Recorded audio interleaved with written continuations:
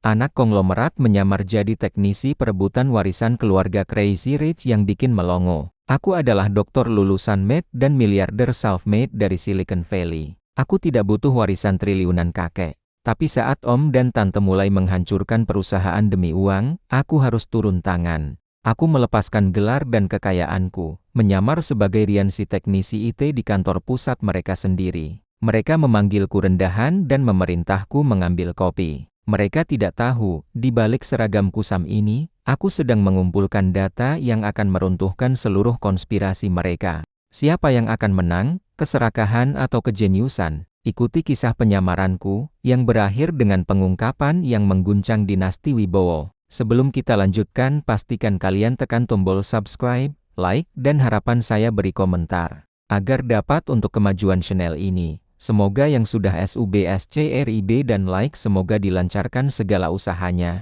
Mari kita lanjutkan kisahnya. Aku masih ingat jelas hari itu. Ruang makan keluarga Wibowo yang mewah, dihiasi lampu kristal raksasa. Aku baru saja memecahkan rekor nilai tertinggi di sekolah. Tapi yang kudengar dari Om Haris adalah, "Arya, kamu jenius, ya bagus.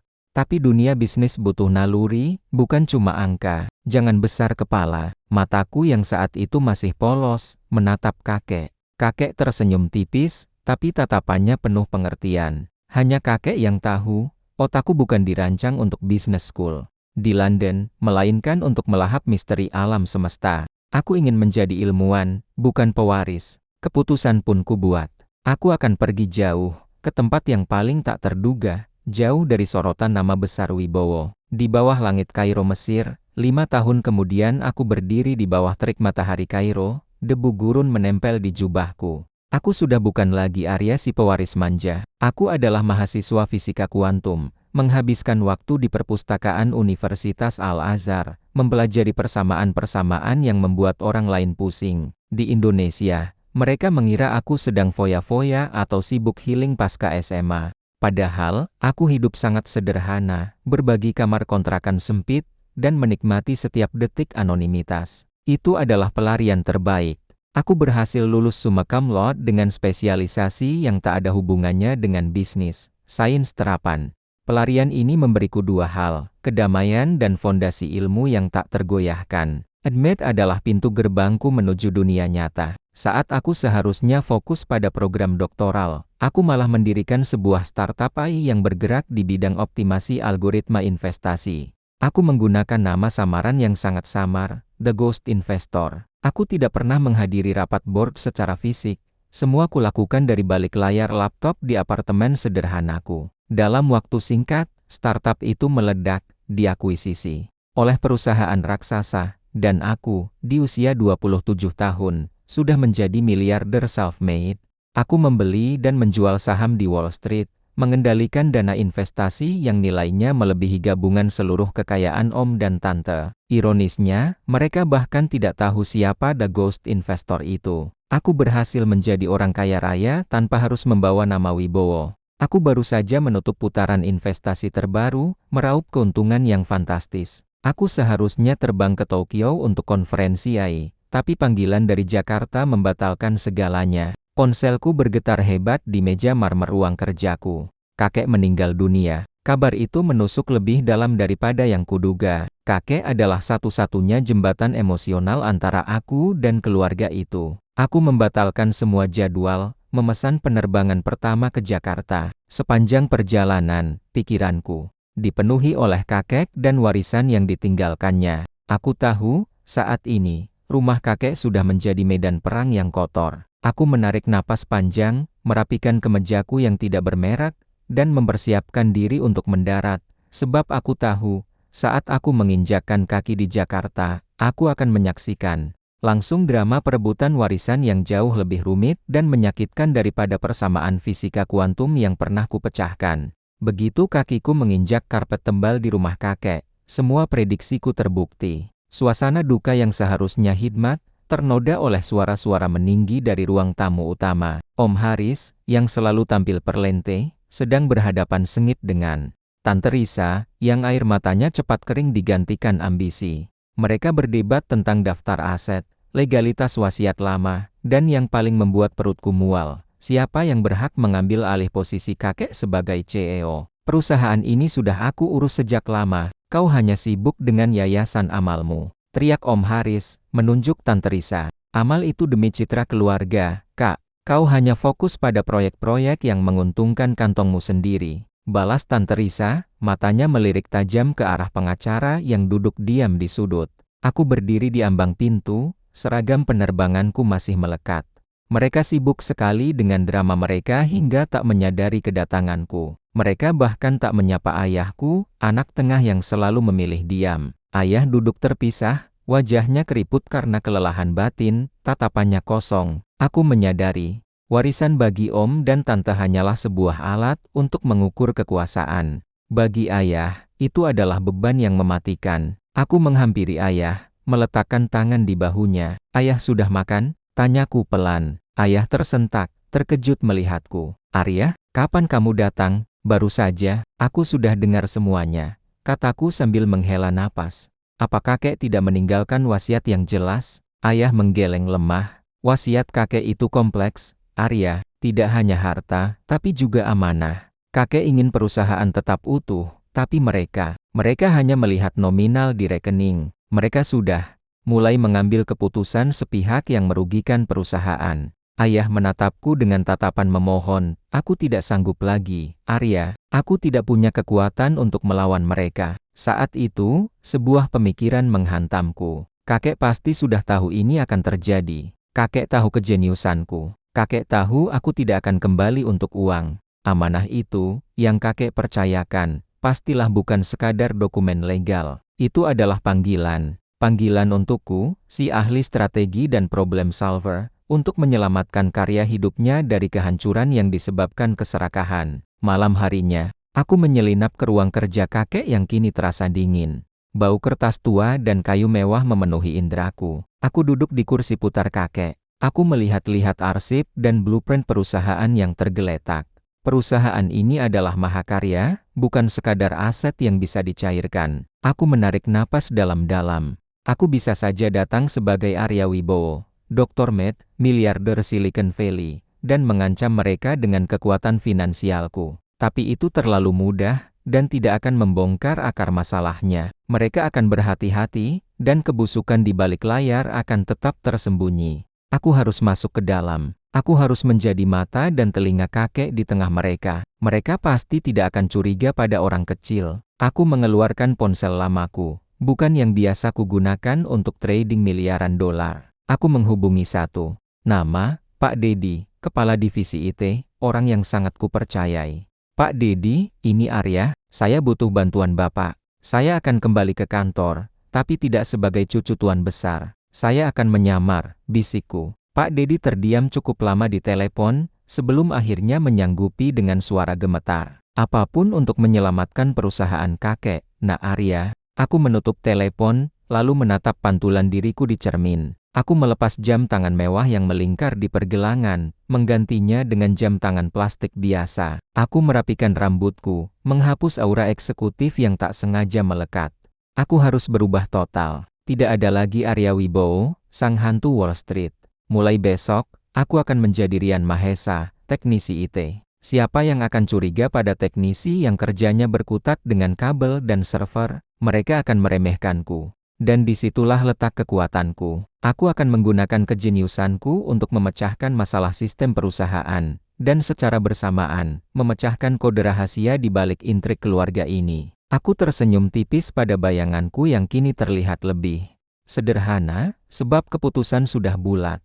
Tugas pertamaku sebagai Rian adalah memasuki kantor pusat dinasti Wibowo dan menghadapi cibir Om Haris dan Tante Risa yang bahkan tak akan mengingat wajahku. Aku tiba di lobi mewah gedung Wibowo, tempat yang dulu selalu kutemui sebagai tempat bermain yang membosankan. Sekarang, aku datang melalui pintu belakang, ke area staf. Aku mengenakan seragam biru kusam bertuliskan teknisi Rian, sepatu safety yang berat, dan membawa ransel berisi laptop usang yang sebenarnya adalah superkomputer mini buatan Silicon Valley. Aku bertemu Pak Dedi. Matanya menyiratkan kecemasan sekaligus rasa hormat yang mendalam. Nak Arya, Rian, dokumen Anda sudah siap. Anda akan menangani masalah jaringan di lantai 10 dan ke-12. Itu adalah kantor utama Om Haris dan Tante Risa, bisiknya, suaranya tercekat. Aku tersenyum tipis. Sempurna, Pak Dedi. Kalau mau menyelamatkan perusahaan, kita harus memulai dari sarang naga. Aku berjalan melalui lorong marmer, menuju lift khusus staf. Setiap karyawan yang berpapasan denganku hanya melirik sekilas, tanpa minat. Bagus, anonimitas adalah perisai terkuatku. Lantai 12, kantor Tante Risa. Aku sedang berjongkok di bawah meja, pura-pura memperbaiki kabel LAN, sambil secara diskret mencolokkan flash drive khusus ke komputer Tante Risa untuk menyalin data log jaringan. Tiba-tiba, suara bernada tinggi mengagetkanku. Hei, kamu, yang pakai seragam biru. Hei, kamu, yang pakai seragam biru. Aku mendongak. Tante Risa berdiri di ambang pintu, tampil sangat elegan dengan pakaian mahal, namun ekspresinya begitu mendominasi. Tatapannya sama sekali tidak berhenti di wajahku, ia hanya melihat seragamku. Ya, Bu? Jawabku, nadaku dibuat polos dan sedikit kaku. Kamu teknisi baru? Ya, baik, bagus. Sistem saya sering bermasalah. Tapi sebelum itu, ruangan meeting kekurangan kopi. Ambilkan kopi untuk para pengacara dan buatkan saya teh hijau tanpa gula. Cepat. Tante Risa meletakkan cangkir kosongnya di meja. Aku merasakan cubitan emosi, bukan marah, tapi geli. Sang miliarder yang pernah membuat algoritma pasar saham bernilai triliunan kini diperintah mengambil kopi. Siap, Bu, kataku tanpa ekspresi. Saat aku berjalan ke pantry, aku mendengar Tante Risa menelepon. Ya, Tuan Smith? Jangan khawatir, aset yang kita bicarakan sudah siap dijual. Hanya formalitas warisan yang sedang kami urus. Perusahaan ini sebentar lagi akan menjadi milik kita. Perintah mengambil kopi itu ternyata menjadi berkah tersembunyi. Saat aku di pantry, aku mendengar bisikan staf lain tentang adanya rapat rahasia yang melibatkan pengacara asing dan beberapa dokumen properti vital. Aku yakin, ini ada hubungannya dengan pembicaraan Tante Risa tadi. Setelah mengantarkan minuman, aku kembali ke lantai 10, tempat Om Haris berada. Dengan alasan memperbaiki server kecil yang tersembunyi. Ruangan ini panas dan berdebu kontras dengan ruangan direktur yang sejuk, tapi disinilah kekuatanku. Aku mulai memecahkan teka-teki backdoor yang kulihat di episode kedua. Kode itu bukan sembarang backdoor. Itu adalah script yang dirancang untuk memanipulasi inventory dan laporan pembelian jangka panjang. Aku menemukan inisial di balik kode itu. Hari W. Haris Wibowo. Dengan keahlianku dari Med, aku berhasil menyalin seluruh data log aktivitas Om Haris selama setahun terakhir. Aku melihat adanya transfer aset digital yang sangat mencurigakan. Mereka tidak hanya merencanakan penggelapan, mereka sedang menguras perusahaan dari dalam. Malam tiba, para direktur dan karyawan sudah pulang. Aku, Rian, masih bekerja di ruang server. Tidak ada yang tahu, di balik layar command line yang rumit, aku sedang membuat salinan mirror lengkap dari seluruh sistem keuangan perusahaan, sekaligus menanamkan firewall baru yang hanya bisa kumasuki. Aku menjinakkan sistem yang kakekku bangun, agar tidak dihancurkan oleh keserakahan. Aku tersenyum puas. Aku bukan hanya memperbaiki bug. Aku sedang membangun benteng pertahanan digital. Pekerjaanku sebagai teknisi berjalan lancar, dan penyamaranku semakin kokoh. Mereka menganggapku remeh, dan itu adalah modal terbaik. Aku mematikan layar server, memastikan semua jejak digitalku terhapus dengan sempurna, sebab aku tahu, mulai besok, aku akan mendengar lebih banyak bisikan korupsi yang tak sengaja ku sebar. Dan itu akan membawaku pada bukti besar yang kucari di balik setiap kabel yang terputus. Pagi itu, aku kembali mengenakan seragam biru, kali ini dengan strategi baru. Aku sengaja membuat kerusakan kecil di sistem intercom ruang rapat eksekutif, lalu menawarkan diri untuk memperbaikinya, sehingga aku bisa tinggal lebih lama di sana. Teknisi Rian, panggil sekretaris Om Haris dengan nada malas. Bapak Haris meminta Anda memeriksa jaringan di ruang meeting utama. Mereka akan rapat besar. Cepat. Di ruang rapat yang megah, aku berjongkok di balik meja panjang, berpura-pura menguji koneksi kabel. Om Haris dan Tante Risa masuk bersama pengacara mereka. Mereka mulai berdiskusi, suaranya pelan, tapi karena aku memasang beg audio kecil kemarin bagian dari perbaikan intercom, setiap kata terdengar jelas di alat perekam tersembunyi yang kubawa. Om Haris berbisik, kita harus memastikan penjualan lahan di Bogor selesai sebelum asset appraisal selesai. Harga yang kita tetapkan harus yang lama, bukan yang baru. Tante Risa menimpali, dan soal perusahaan leasing kakek, aku sudah meminta Pak Dendi untuk memanipulasi laporannya. Buat terlihat merugi besar-besaran, lalu kita ambil alih dengan harga penyelamatan yang rendah. Aku mengepalkan tangan di balik kabel-kabel. Mereka tidak hanya berebut warisan. Mereka sedang menipu seluruh perusahaan, bahkan menipu negara. Siang hari, aku kembali ke area pantry. Karyawan baru menghindari si teknisi sepertiku, tapi karyawan lama mulai mendekat. Salah satunya, Mbak Tari, seorang manajer administrasi senior yang sudah bekerja sejak zaman kakek. Rian, tolong buatkan aku kopi pahit, ya? Pahit seperti nasib kita sekarang, katanya dengan senyum getir. Saat aku membuatkan kopi untuknya, ia berbisik. Kamu tahu, sejak Tuan Besar tidak ada, suasana kantor mencekam. Kami mendengar gosip aneh-aneh. Kami melihat laporan yang tidak masuk akal. Semua aset berharga, yang dulu kakekmu pertahankan mati-matian, kini satu persatu akan dijual. Aku menanggapi dengan wajah muram. Kenapa tidak ada yang berani lapor? Kami takut, Rian. Siapa kami? Hanya karyawan kecil. Mereka punya pengacara dan kekuasaan. Tapi aku senang kamu ada di sini, kata Mbak Tari tulus. Setidaknya, ada yang bisa memperbaiki sistem yang sengaja mereka rusak agar tidak ada jejak. Aku tahu, karyawan seperti Mbak Tari adalah sekutu tak terduga. Mereka adalah bukti bahwa kehormatan kakek masih hidup di hati sebagian orang perusahaan. Aku kembali ke ruang server di malam hari. Tugas resmiku sudah selesai, tapi tugas rahasiaku baru dimulai. Aku menggunakan skill yang kudapat di Med mengaplikasikan model deep learning untuk memecahkan enkripsi untuk menembus lapisan keamanan digital yang dipasang oleh Om Haris di file-file paling sensitif. Butuh waktu berjam-jam, tetapi aku berhasil. Aku menemukan sebuah folder tersembunyi dengan nama sandi Proyek X. Di dalamnya, terdapat kontrak-kontrak penjualan yang sudah ditandatangani secara ilegal menggunakan cap perusahaan palsu, lengkap dengan jadwal transfer dana ke rekening offshore. Yang paling mengejutkan, aku menemukan korespondensi lama antara Om Haris dan Tante Risa yang merencanakan pembentukan sebuah perusahaan patungan di luar negeri jauh sebelum kakek sakit. Ini bukan tindakan spontan. Ini adalah konspirasi terencana yang sudah dimulai sejak lama. Mereka bahkan tidak menunggu kakek meninggal. Aku menyalin semua data, menyusunnya dalam urutan kronologis yang rapi, dan menamai file utamaku debu saksi. Dengan bukti ini, aku tidak hanya bisa menggagalkan rencana mereka, tapi aku bisa menjatuhkan mereka secara hukum tanpa perlu menggunakan nama wibawaku. Aku melihat laptopku perangkat yang bernilai puluhan miliar karena spesifikasinya sebelum memasukkannya kembali ke ransel lusuh. Aku, sang miliarder yang menyamar, kini memegang kartu truf keluarga Wibowo. Aku mengunci ruang server. Langkahku mantap, sebab aku tahu, waktuku sebagai teknisi Rian semakin singkat. Dan aku harus mengatur panggung untuk klimaks yang akan mengguncang dinasti Wibowo dan membuka mata seluruh dunia. Pagi ini, aku menerima pemberitahuan dari data yang kurangkai semalam. Hari ini, pukul 14. Om Haris dan Tante Risa akan melakukan pertemuan tertutup dengan pihak pembeli asing untuk finalisasi penjualan salah satu pabrik vital. Kakek pabrik yang menghasilkan 40% dari pendapatan perusahaan. Aku tidak bisa membiarkan itu terjadi.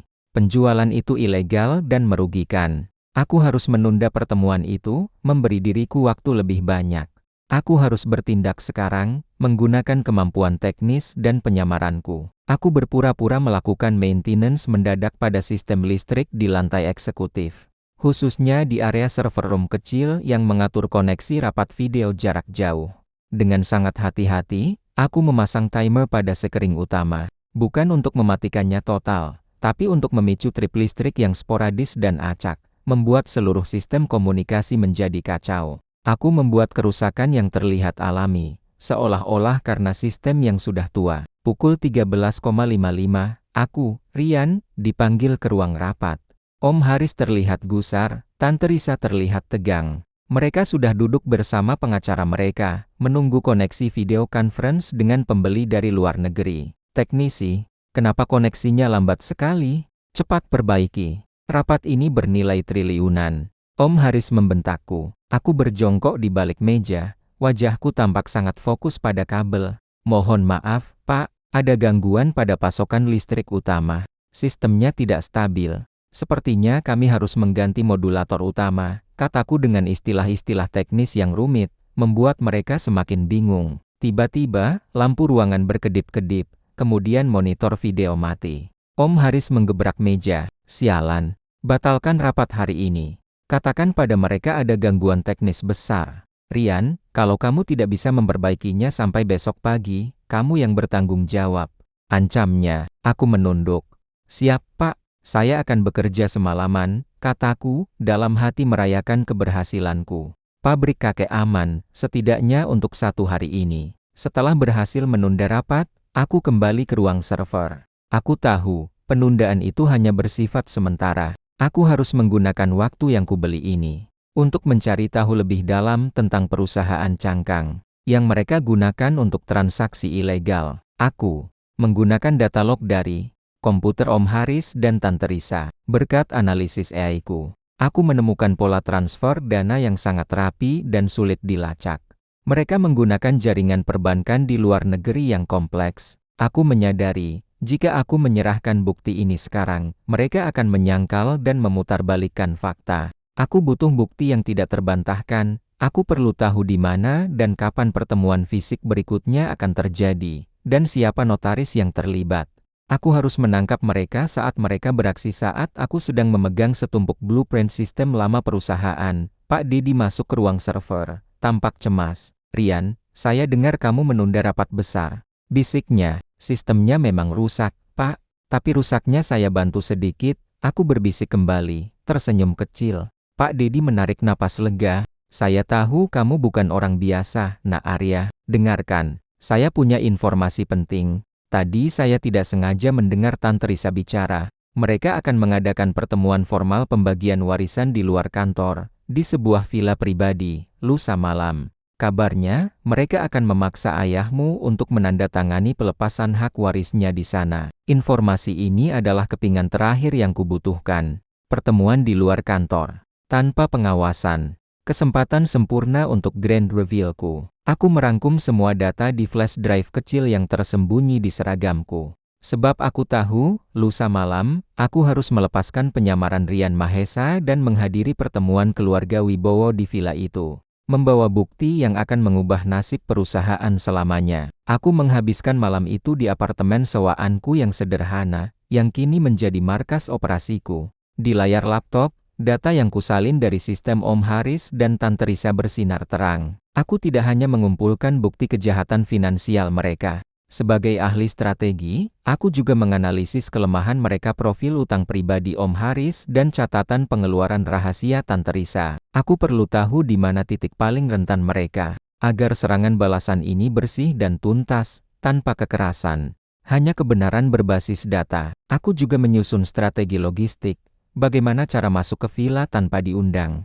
Bagaimana memastikan ayahku aman? Dan yang paling penting, bagaimana cara mempresentasikan bukti ini di depan pengacara mereka sehingga tidak bisa disangkal? Ini lebih rumit dari merancang algoritma AI terbaru. Ini adalah seni perang psikologis. Di kantor, aku kembali menjadi Rian si teknisi. Om Haris dan Tante Risa terlihat lebih tegang setelah penundaan rapat kemarin. Mereka memanggilku lagi. Rian, jaringan kita masih lambat. Kami mau mengirimkan draft kontrak baru sekarang. Kenapa kamu begitu tidak kompeten? Hardik Om Haris. Mohon maaf, Pak. Sistem inti perusahaan sedang menerima serangan trafik yang tidak biasa, kataku dengan wajah serius. Aku sengaja membuat trafik yang berlebihan di jaringan mereka, memicu delay yang menyebalkan. Serangan trafik. Siapa yang berani menyerang perusahaan kita? Tante Risa panik. Sepertinya ada upaya menyabotase laporan online perusahaan, Bu, jawabku tenang. Tentu saja, sabotase itu adalah diriku yang sedang menyalin file-file penting mereka. Aksi kecil ini memiliki dua tujuan. Pertama, membuat mereka paranoid dan sibuk dengan masalah teknis. Kedua, menunjukkan betapa rentannya sistem perusahaan tanpa keahlianku yang sesungguhnya. Aku sedang membuktikan bahwa aku, Rian, adalah sosok yang sangat diperlukan, meskipun mereka meremehkanku. Aku memanggil Pak Dedi ke ruang server. Aku menunjukkan padanya sebagian kecil dari bukti yang kukumpulkan, Laporan fiktif yang digunakan Tante Risa untuk menekan harga aset perusahaan leasing. Pak Dedi membaca laporan itu, matanya membelalak. Ya Tuhan, ini manipulasi besar. Tuan Besar tidak akan pernah memaafkan ini. Pak Dedi, malam lusa, mereka akan memaksa ayah saya menandatangani pelepasan hak waris. Saya butuh bantuan Bapak. Bapak harus ada di villa itu. Tapi tidak sebagai Pak Dedi. Bapak harus menyamar sebagai sopir ayah atau staf keamanan tambahan. Bapak harus memastikan ayah aman dan menjadi saksi bisu, pintaku. Pak Dedi menatapku, kemudian mengangguk mantap. Saya akan ikut, Nak Arya, demi kakekmu, dan demi kejujuran perusahaan ini. Aku kini memiliki satu sekutu terpercaya di internal. Dan itu adalah kekuatan yang tak ternilai. Menjelang sore, aku mendapat tugas baru yang tak terduga. Memasang sistem keamanan tambahan di Villa Megah Wibowo, tempat di mana pertemuan rahasia lusa akan diadakan. Om Haris sendiri yang memintanya, merasa tidak aman setelah insiden trafik yang kusebabkan. Rian, pastikan keamanan di villa itu super ketat. Jangan sampai ada orang luar yang masuk. Perintah Om Haris. Siap, Pak. Saya akan pastikan sistem keamanannya tak tertembus, bahkan oleh nyamuk, jawabku, nyaris tertawa. Tugas ini memberiku akses sempurna untuk menyusun rencana serangan. Aku bisa memetakan setiap ruangan, memasang kamera mini rahasia yang kupasang dengan alasan sensor gerak, dan memastikan jaringan internal villa sudah dimodifikasi agar bisa kukendalikan penuh. Aku tidak hanya mendapatkan invitation, aku mendapatkan kunci menuju pertunjukan besarku. Aku mengemasi peralatan teknis dan superkomputer miniku. Senyum percaya diri mengembang di wajahku, sebab aku tahu, tidak ada tembok atau sistem keamanan yang bisa membendung badai data dan kebenaran yang akan kubawa pada malam grand reveal lusa nanti. Aku tiba di Villa Megah Wibowo hari itu sebagai Rian si teknisi. Villa itu sangat besar, terletak di perbukitan dengan pemandangan indah. Tapi bagi Om Haris dan Tante Risa, ini adalah tempat sempurna untuk melakukan manuver kotor tanpa saksi. Tugas resmiku adalah menginstal sistem keamanan baru yang canggih. Sesuai permintaan Om Haris, ini adalah kesempatan emas. Sambil memasang kamera pengawas dan sensor gerak, aku secara diam-diam memasang perangkatku sendiri. Aku memasang mikrofon tersembunyi beresolusi tinggi di lampu gantung ruang makan utama dan ruang keluarga, serta mini server kecil di balik lemari buku tua. Aku memprogram semua perangkat itu untuk mengirimkan live feed langsung ke superkomputer miniku. Aku menciptakan jaringan wifi baru di villa, yang terlihat normal, namun sebenarnya adalah trap yang akan merekam semua data dan komunikasi perangkat siapapun yang menggunakannya malam lusa. Om Haris dan Tante Risa ingin keamanan ketat. Aku memberikannya keamanan yang justru akan menjerat mereka sendiri. Sore harinya, aku kembali ke rumah kakek untuk mengambil beberapa peralatan. Dan aku sengaja mencari ayah. Ayah terlihat semakin kurus. Matanya menunjukkan kecemasan yang mendalam mengenai pertemuan di villa. Ayah, aku dengar lusa malam ada pertemuan di villa. Ayah akan hadir? Tanyaku, masih dalam persona Rian. Ayah menatapku dengan tatapan sedih. Aku harus hadir, Arya. Mereka memaksaku hadir untuk menandatangani beberapa dokumen. Aku takut aku harus melepaskan semua yang kakekmu perjuangkan. Ayah, jangan pernah menandatangani apapun tanpa membacanya sampai tuntas. Dan yang paling penting, jangan takut, kataku, berusaha menenangkan, sambil memegang erat lengannya. Aku tidak bisa mengungkapkan identitasku sekarang, tapi aku harus memberinya kode. Ayah, kalau nanti ada hal yang tidak adil terjadi, cari bantuan. Di sana akan ada teknisi yang sedang siaga. Saya jamin, sistem keamanan di sana bekerja dengan sangat baik. Ayah menatapku bingung, tidak mengerti maksud teknisi siaga yang kusebutkan. Tetapi, setidaknya ada sedikit harapan yang terpancar di matanya. Ia tahu, aku selalu punya cara untuk menghadapi masalah yang rumit. Kembali di markasku, aku menguji ulang semua data yang terkumpul, kontrak ilegal, log manipulasi keuangan, dan bahkan rekaman bisikan mereka di kantor. Aku tidak hanya akan menyajikan bukti, aku akan menyajikan sebuah cerita yang tak terbantahkan. Aku membuat presentasi digital dengan interface yang sangat profesional dan mudah dipahami, meskipun materinya sangat rumit. Aku menyajikan kronologi konspirasi mereka, mulai dari pembentukan perusahaan cangkang hingga upaya penjualan pabrik. Aku menyusun flowchart kerugian perusahaan yang akan membuat semua orang di ruangan itu terperangah. Aku harus memastikan kejeniusanku sebagai developer dan analis data terlihat jelas, agar tidak ada celah bagi pengacara mereka untuk berdalih. Ini adalah tesis doktoral terpenting dalam hidupku. Malam sebelum hari H, aku tidak tidur. Aku melakukan simulasi terakhir. Aku menghubungi Pak Dedi, memberikan instruksi detail tentang kapan dan bagaimana dia harus masuk ke villa. Pak Dedi akan masuk sebagai sopir yang mengantarkan ayah, lalu diam-diam mengamankan posisi dekat ruang meeting. Aku juga mempersiapkan kostumku untuk grand reveal. Bukan setelan mahal miliarder, tapi sesuatu yang bersih, rapi, dan mencerminkan profesionalismeku sebagai seorang ilmuwan. Sebuah setelan sederhana, yang kontras dengan seragam teknisi Kusamrian. Aku menatap langit Jakarta dari jendela apartemen sewaanku. Besok, aku akan mempertaruhkan anonimitas dan kedamaian yang sudah susah payah kudapatkan.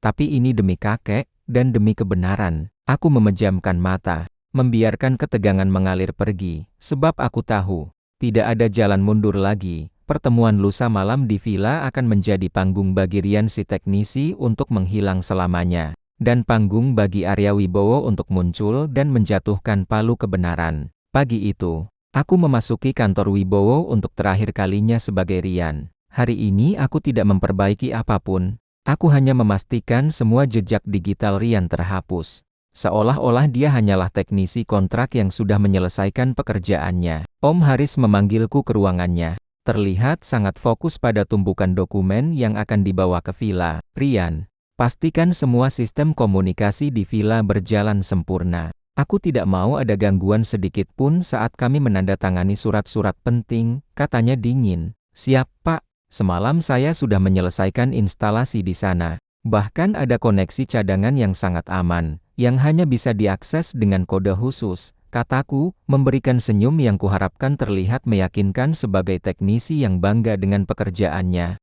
Padahal, koneksi aman itu adalah jalur backdoor yang khusus kubuat untuk diriku sendiri. Tante Risa juga melintas, membawa kotak-kotak berisi dokumen warisan yang bersejarah. Dia menatapku sekilas. Bagus, pekerjaanmu cukup lumayan, teknisi.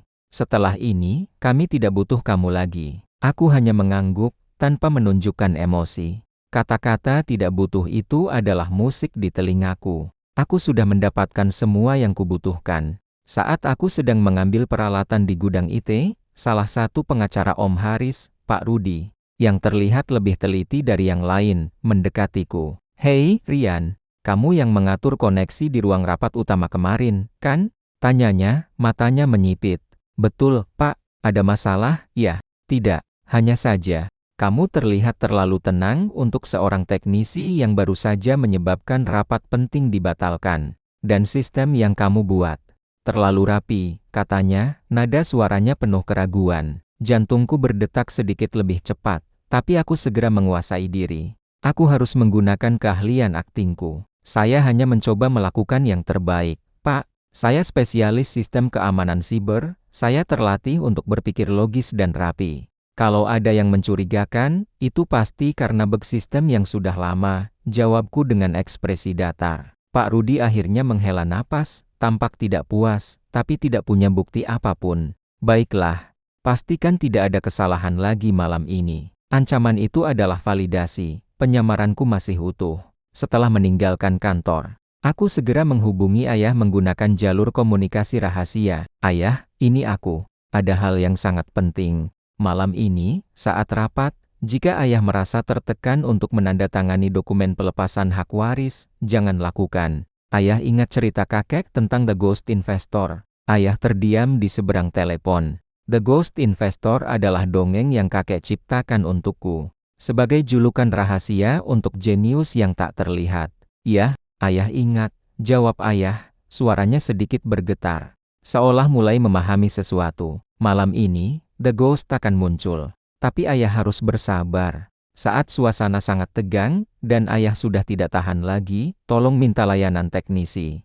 Katakan saja, tolong perbaiki koneksi, saya butuh bantuan ahli data. Itu adalah kodenya. Setelah itu, semuanya akan berubah. Aku merasakan kelegaan dalam suara ayah, meskipun dia masih kebingungan. Setidaknya, dia tahu dia tidak sendirian. Dia punya pegangan. Aku tiba di luar kompleks Villa Wibowo, memarkir mobil sewaan sederhana jauh di kejauhan. Aku melepas seragam biru rian yang kusam. Di bawahnya, aku sudah mengenakan setelan gelap sederhana namun elegan, yang mencerminkan profesionalismeku di Amerika. Aku menyentuh ranselku, tempat superkomputer mini dan flash drive berisi bukti-bukti itu tersimpan. Aku melihat iring-iringan mobil mewah Om Haris dan Tante Risa memasuki gerbang.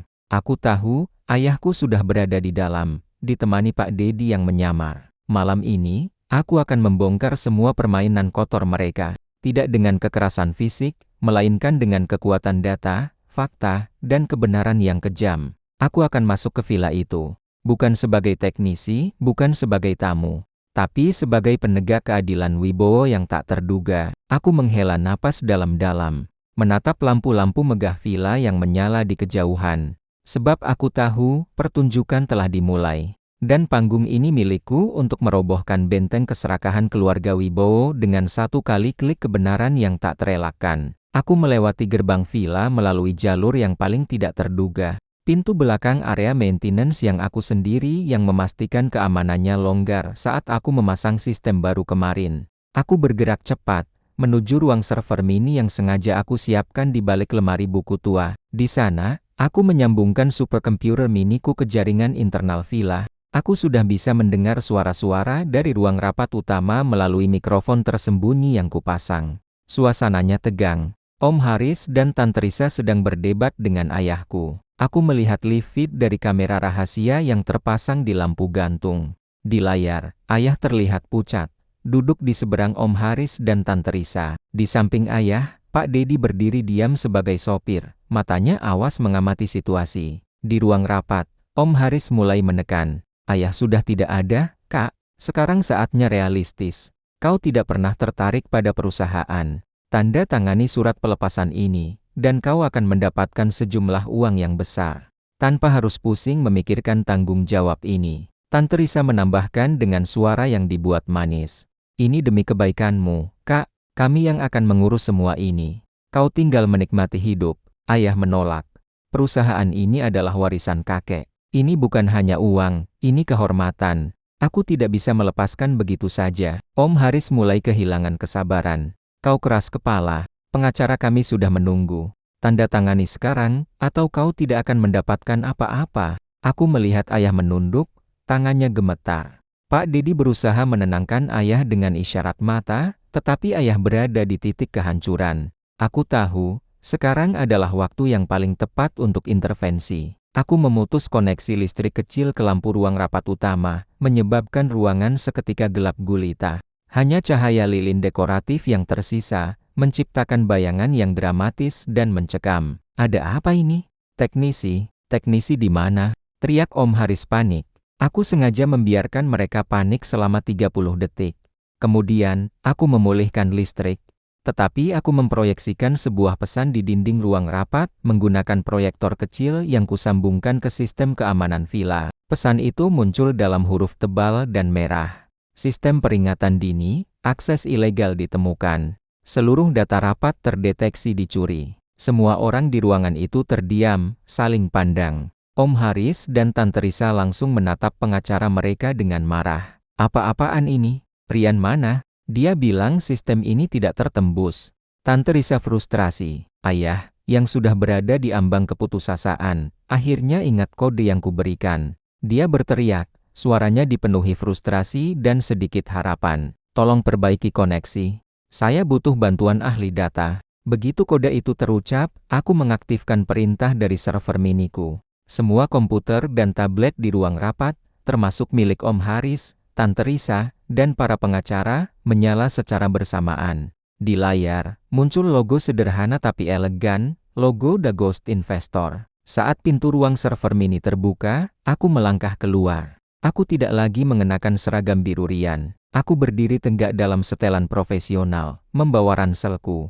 Dan mata Om Haris dan Tante Risa membelalak saat melihatku. Aku berjalan perlahan ke arah mereka, mencolokkan flash drive ke port proyektor utama, dan berkata dengan suara yang tenang namun tegas, sebab aku tahu, wajah Om Haris dan Tante Risa kini telah berubah sepenuhnya. Dari amarah menjadi keterkejutan yang membeku, saat aku, Arya Wibowo, bersiap menyajikan data yang akan mengakhiri kekuasaan mereka. Ayahku menatapku. Matanya dipenuhi pertanyaan dan kelegaan luar biasa. Pak Dedi, yang berdiri tegak sebagai sopir, tersenyum kecil. Arya, apa yang kamu lakukan di sini? Kenapa kamu berpakaian seperti itu? Siapa Rian? Kenapa kamu mengganggu rapat penting ini? Om Haris langsung melompat berdiri, suaranya dipenuhi kemarahan yang kini bercampur panik. Duduk, Om Haris, kataku tenang, nadaku seperti seorang CEO di board meeting Wall Street. Aku mencolokkan flash driveku. Proyektor langsung menampilkan interface yang sangat rapi dengan logo Wibowo. Saya di sini sebagai ahli data yang ayah butuhkan. Dan saya rasa, data yang saya miliki lebih penting daripada dokumen warisan yang Om dan Tante pegang. Layar di belakangku menyala. Aku memulai presentasi. Ini adalah kronologi konspirasi keuangan Wibowo Group, kataku. Dimulai 3 tahun lalu, Om Haris dan Tante Risa mulai protes keras. Ini fitnah. Kamu siapa? Kamu tidak punya hak. Saya punya hak. Saya adalah doktor dari Med, dan ahli dalam menganalisis data keuangan, loh jaringan, dan forensik digital. Saya tahu sistem yang Om dan Tante rusak untuk menutupi jejak. Karena saya yang memperbaikinya, sebagai teknisi Rian, aku memajukan slide. Tampil grafik pergerakan dana mencurigakan yang keluar dari rekening perusahaan menuju rekening offshore. Tante Risa, ini adalah korespondensi email Anda dengan notaris ke-10 mengenai pembentukan perusahaan cangkang di luar negeri, 2 bulan sebelum kakek jatuh sakit. Dan ini, Om Haris, adalah log transaksi Anda yang menggunakan cap perusahaan palsu untuk menjual lahan di Bogor dengan harga yang jauh lebih rendah dari nilai pasar. Seluruh data ini saya tarik langsung dari sistem internal Wibowo Group. Pengacara Om Haris, yang tadinya tenang, mulai bereaksi. Tunggu, data digital bisa dimanipulasi. Ini tidak sah di pengadilan. Kamu hanyalah seorang teknisi. Benarkah? Aku tersenyum tipis. Kali ini senyum percaya diri miliarder. Aku mengklik sekali lagi. Layar menampilkan log data yang menunjukkan kapan, di mana, dan dari perangkat mana email konspirasi itu dikirim. Lengkap dengan autentikasi biometrik yang terhubung ke sistem keamanan villa yang baru saja kupasang. Data ini tidak hanya ada di sini. Saya sudah menyalinnya ke server yang aman di luar negeri. Dan saya juga punya rekaman audio dari ruang rapat kantor Anda, Tante Risa. Saat Anda membahas manipulasi laporan perusahaan leasing, aku memutar potongan rekaman yang sangat jelas, membuat Tante Risa memejamkan mata dan Om Haris terdiam. Pengacara mereka mulai berbisik, wajah mereka pucat. Mereka tahu, bukti digital yang disajikan seakurat ini, dengan kronologi yang rapi, sangat sulit disangkal. Ayahku akhirnya bangkit. Dia berjalan ke arah Om Haris dan Tante Risa, air matanya bukan lagi air mata keputusasaan, tapi kesedihan melihat saudara-saudaranya sendiri. Haris, Risa, cukup. Warisan ini bukan kutukan. Ini adalah amanah dari ayah, kata ayah, suaranya tegas. Arya benar.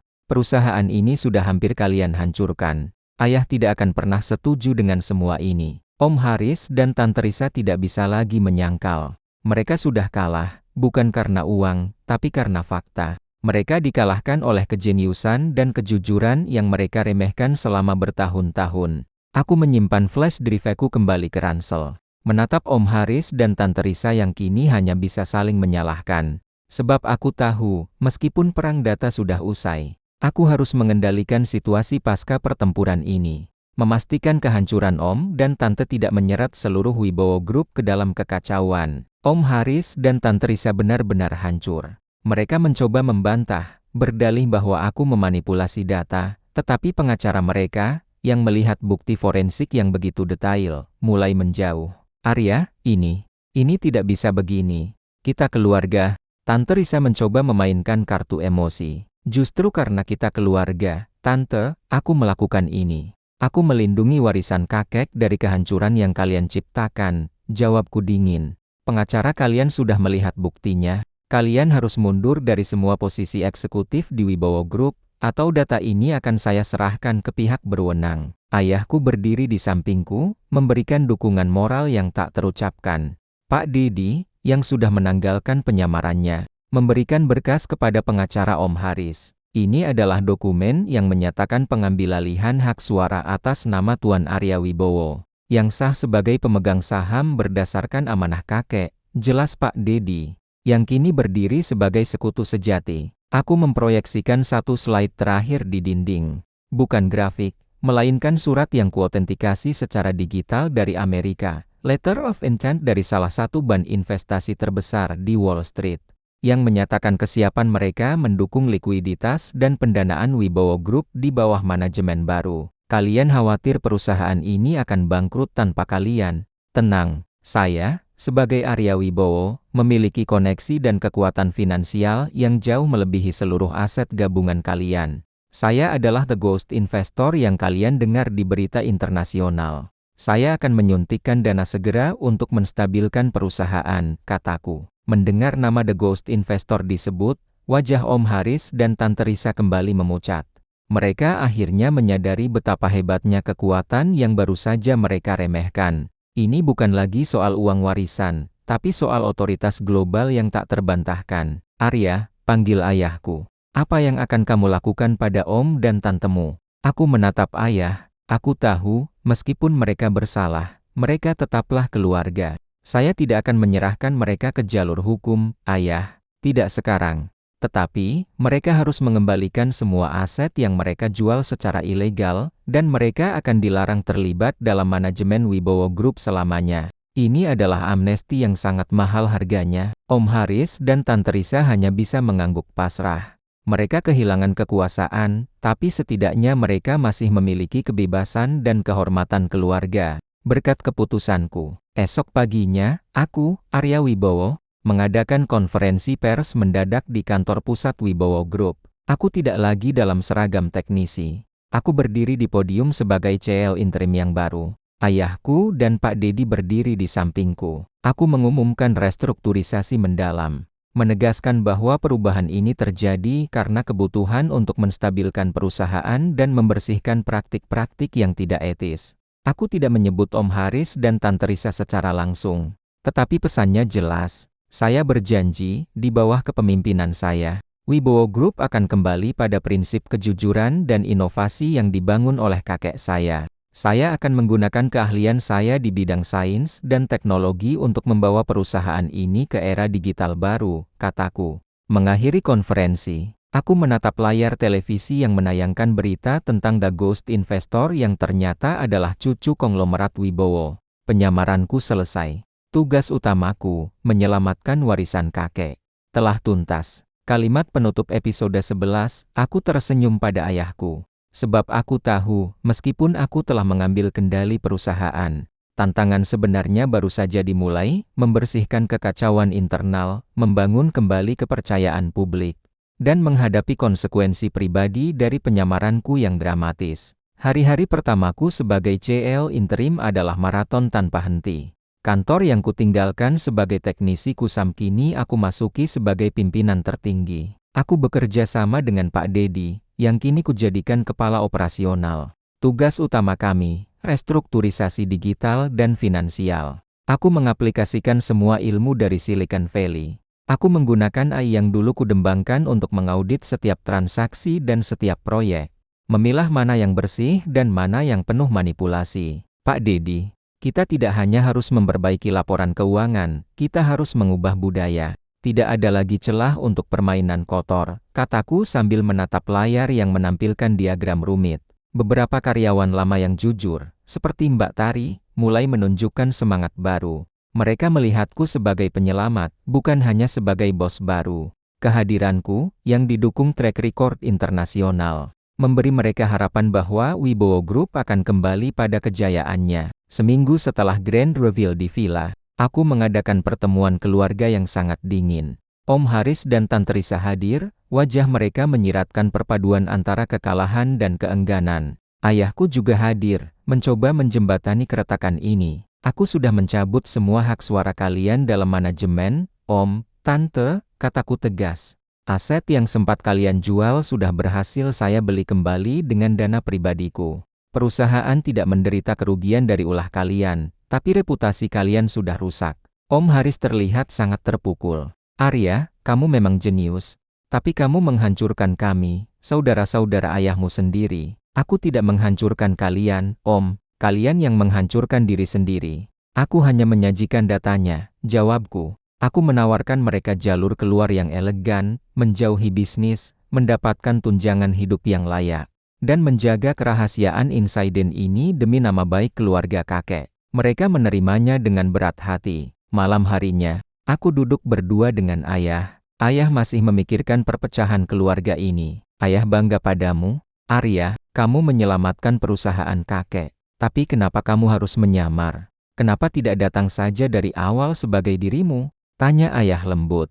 Aku ingin melihatnya dari dalam. Ayah, aku harus tahu seberapa dalam kebusukan itu berakar. Aku harus tahu apakah ini hanya keserakahan sesaat atau konspirasi terencana. Dan jika aku datang sebagai Arya Wibowo, mereka akan menutupi semua jejak, jelasku. Aku mengakui rasa penyesalanku. Aku minta maaf, ayah, karena harus melibatkanmu dan membuatmu khawatir. Aku tahu ini menyakitkan, tapi aku berjanji, aku akan memperbaiki semua yang rusak.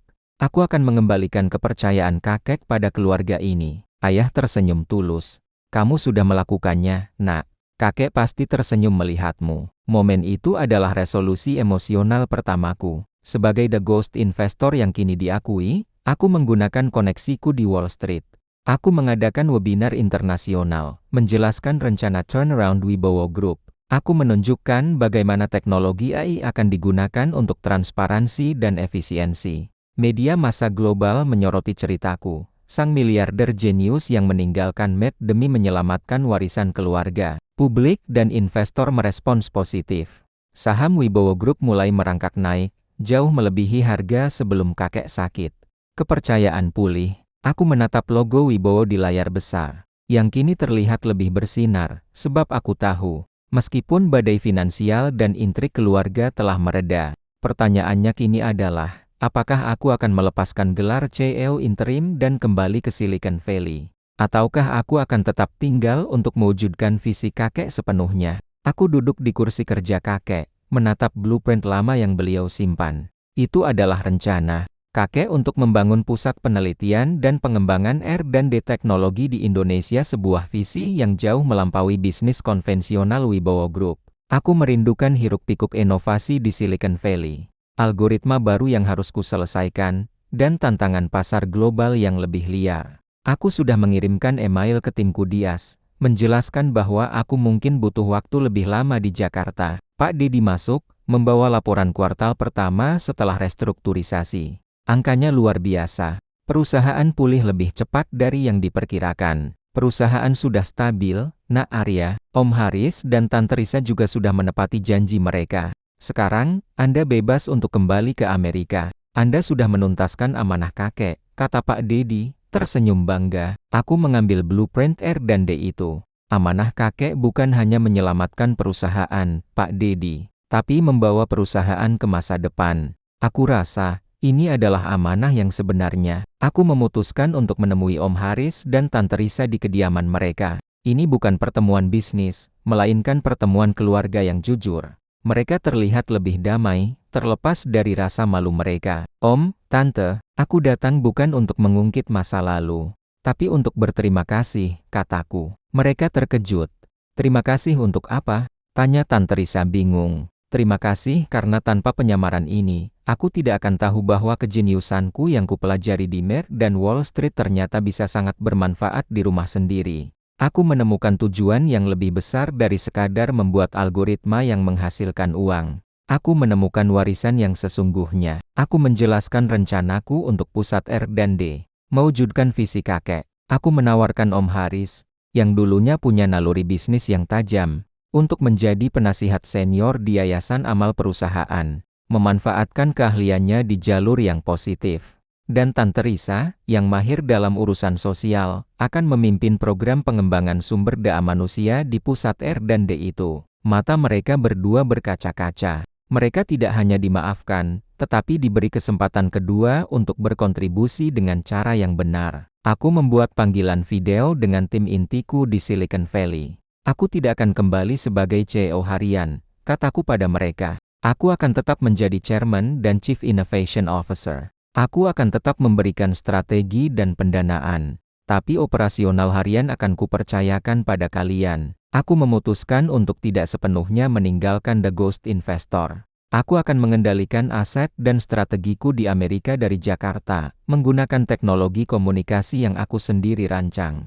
Aku tidak memilih salah satu, aku menyatukan kedua duniaku. Ilmu pengetahuan dan warisan keluarga. Wall Street dan Wibowo Group. Aku mengumumkan secara resmi kepada Dewan Komisaris bahwa aku akan melepas gelar CEO Interim dan mengambil posisi Chief Innovation dan Strategy Officer CISO Wibowo Group. Dengan fokus pada pusat R dan D. Kakek, ayahku, dengan segala kehormatannya, setuju menjadi ketua Dewan Komisaris, mengawasi transisi moral perusahaan. Di akhir rapat, ayah menghampiriku. Dia mengeluarkan sebuah kotak beludru tua. Di dalamnya, ada cincin emas sederhana yang selalu kakek kenakan. Ayahmu ingin memberikannya padamu. Cincin ini bukan simbol kekayaan, Arya, tapi simbol amanah. Kakek tahu kamu akan membuat pilihan yang benar, kata ayah. Aku mengenakan cincin itu. Rasanya pas. Aku tidak lagi membutuhkan penyamaran atau label miliarder. Aku hanyalah Arya Wibowo yang menemukan jati dirinya dalam sebuah misi. Terima kasih banyak sudah menonton cerita ini sampai selesai. Cerita hari ini semoga bisa memberikan sedikit inspirasi dan kebahagiaan untuk perjalanan hidup Anda. Jika Anda menyukai cerita ini, mohon berikan like-nya ya. Dan yang paling penting, jangan lupa subscribe channel ini agar Anda tidak ketinggalan cerita-cerita baru kami. Untuk sahabat-sahabat yang sudah menekan tombol subscribe, kami doakan semoga segala urusan dan rezeki Anda dilancarkan, diberikan kesehatan, dan selalu dalam lindungannya. Semoga setiap kebaikan yang Anda lakukan dibalas dengan berlipat ganda. Amin. Aku menatap langit Jakarta yang dipenuhi bintang. Hatiku dipenuhi kedamaian yang tak pernah kurasakan di Wall Street. Sebab aku tahu, warisan sejati kakek bukanlah pabrik atau uang, melainkan kesempatan untuk menggunakan kejeniusanku demi membangun sebuah masa depan yang didasarkan pada kejujuran dan visi. Dan kisah ini layak dibagikan sebagai pelajaran berharga bagi banyak orang.